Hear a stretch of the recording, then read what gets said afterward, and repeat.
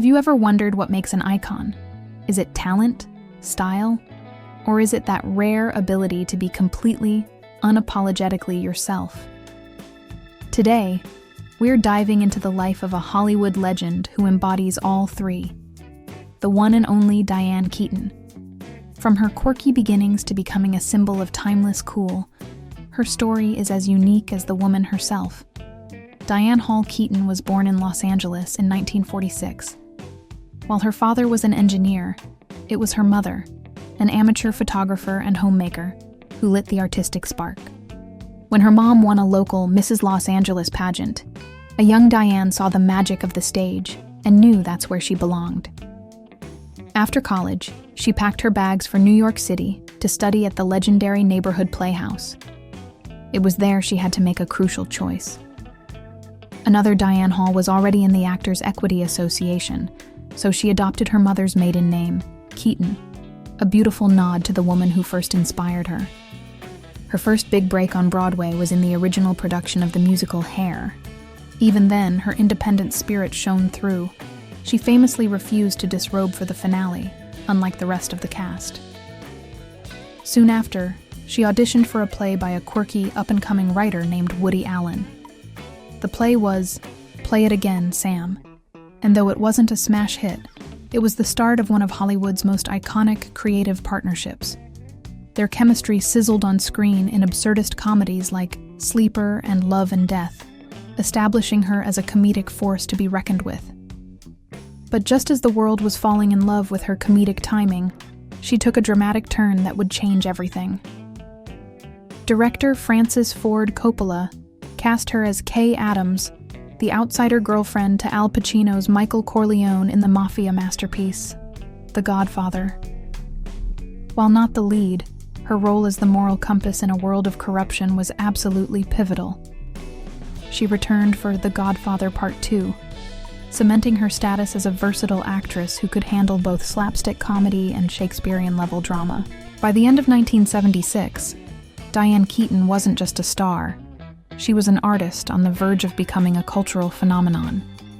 And then came 1977, the year that catapulted her into the stratosphere. The film was Annie Hall, a project Woody Allen wrote specifically for her. He encouraged her to bring her own eccentricities, her own mannerisms, and even her own clothes to the role. The character of Annie Hall wasn't just played by Diane Keaton. In many ways, it was Diane Keaton. The performance was so authentic, so charmingly neurotic, that it earned her the Academy Award for Best Actress. But Annie Hall's impact went far beyond the cinema. The Annie Hall look, the wide-leg trousers, the vests, the men's ties, and that signature fedora hat, revolutionized women's fashion. It was a style Keaton curated from her own closet, introducing an androgynous, effortlessly cool aesthetic to the mainstream. Suddenly, women everywhere were raiding the men's department. She became a fashion icon, not by following trends, but by creating them, simply by being herself. In that very same year, she proved her incredible range by starring in the dark drama Looking for Mr. Goodbar, playing a schoolteacher leading a dangerous double life.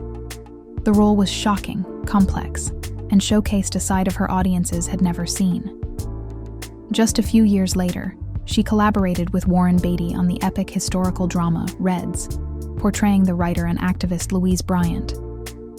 Her performance was powerful and deeply moving, earning her a second Oscar nomination and proving she could carry a major dramatic production. The 80s saw her return to her comedy roots with the smash hit Baby Boom. She played J.C. Wyatt, a high-powered executive whose life is turned upside down by an unexpected baby. The film resonated deeply with a generation of women balancing careers and family. But Keaton wasn't content just being in front of the camera.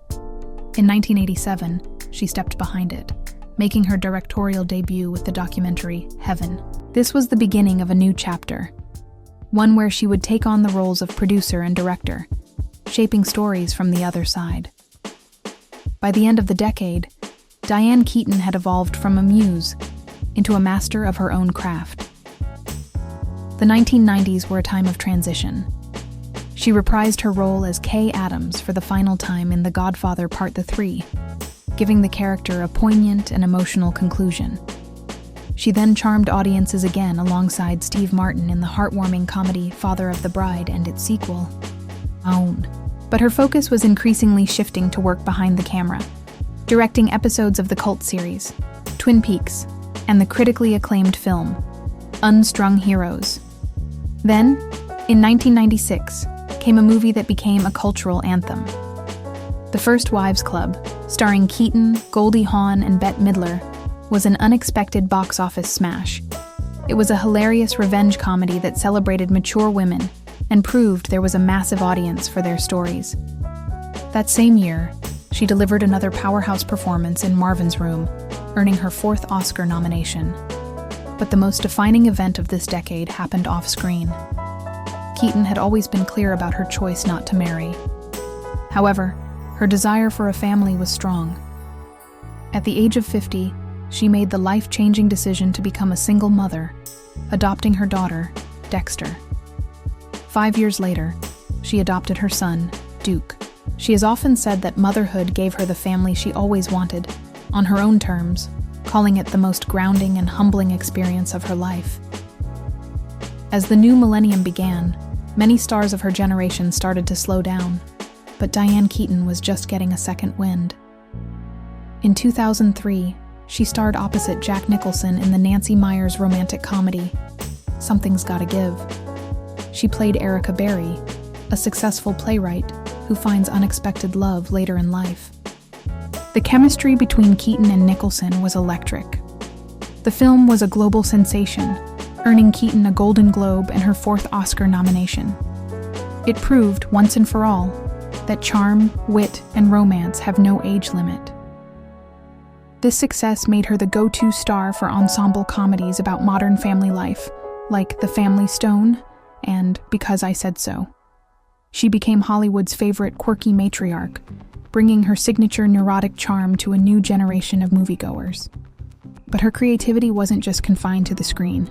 She became a published photographer, a celebrated real estate investor known for restoring historic homes, and even an executive producer on Gus Van Sant's Oscar-winning film, Elephant. In 2017, her incredible career was honored with the AFI Life Achievement Award, one of the highest accolades in Hollywood. Friends and collaborators, from Woody Allen to Meryl Streep, gathered to celebrate her unique, 4-decade-spanning contribution to cinema. It was a testament to an artist who had remained consistently brilliant, funny, and utterly herself. In her final years, Diane Keaton was more active and relevant than ever. She starred in the hit comedy Book Club and its sequel, celebrating female friendship and life after 60. She became an unlikely social media icon, sharing her impeccable style and zest for life with millions of followers. She even appeared in a Justin Bieber music video, bridging generations and cementing her status as a cultural legend. She continued working, releasing her final films, Arthur's Whiskey and Summer Camp in 2024. Her legacy was immortalized in 2022 when she placed her hand and footprints in the cement at the TCL Chinese Theater, a permanent marker of her impact on Hollywood. Then, on October 11, 2025, at the age of 79, the world said goodbye to Diane Keaton. Her passing was a profound loss, but her legacy is immeasurable. She was a muse, a fashion pioneer, a 4-time Oscar nominee, a director, a mother, and above all, an authentic original. Diane Keaton taught us that the most powerful thing you can be is yourself. Her peculiar, brilliant, and unmistakable light will continue to inspire for generations to come.